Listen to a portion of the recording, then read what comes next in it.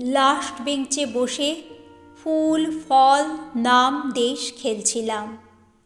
Bhupathi sir তখন ব্ল্যাকবোর্ডে পৃথিবীর হাড় পাঁজর আঁকছিলেন।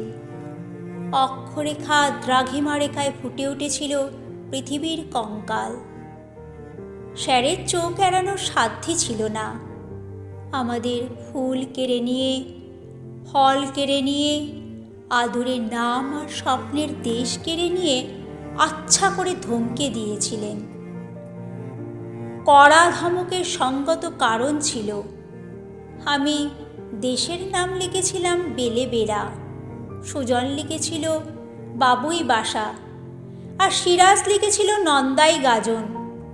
ভূপতি স্যার চিবিয়ে চিবিয়ে বলেছিলেন, তোমরা ফ্রান্স ইটালির নাম শোনোনি, চীন জাপানের নাম শোনোনি, ভারতবর্ষর নাম শোনোনি? এগুলো দেশের নাম? অপদার্থর দল। সুজন সেই ভুলটা আবার করল। সুজন সেই ভুলটা বারবার করল। সুজন কানমোলা খেল। একটা গোটা পিরিয়ড ঠায় বেঞ্চে দাঁড়িয়ে রইল।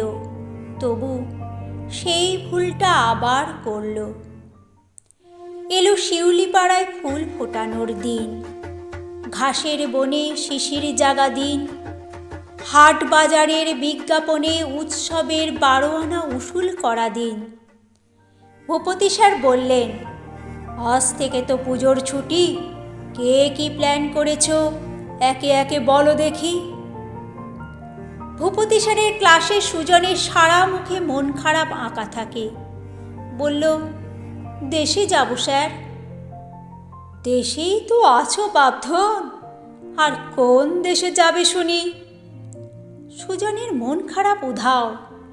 খুশির 7 রঙা ঢেউ তুলে বলল, বাবুই বাসা। অদূরে ছুটির ঘণ্টা। ভূপতি স্যার রাগ করলেন না।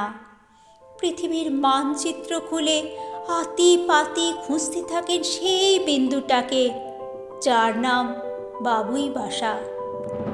এক টুকরো গ্রাম, এক খণ্ড ভিটে, অনেকখানি আদর জড়ানো একটুখানি বাড়ি।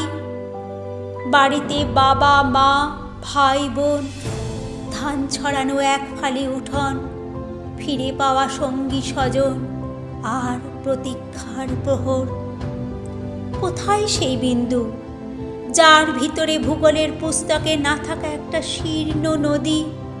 নদীর পাহারায় তুমুল কাশবন, কাশবনে শুয়ে থাকা শারদীয়া মেঘ। মন যেখানে পড়ে থাকে, স্মৃতি যেখানে ছেয়ে থাকে, সেই তো দেশ।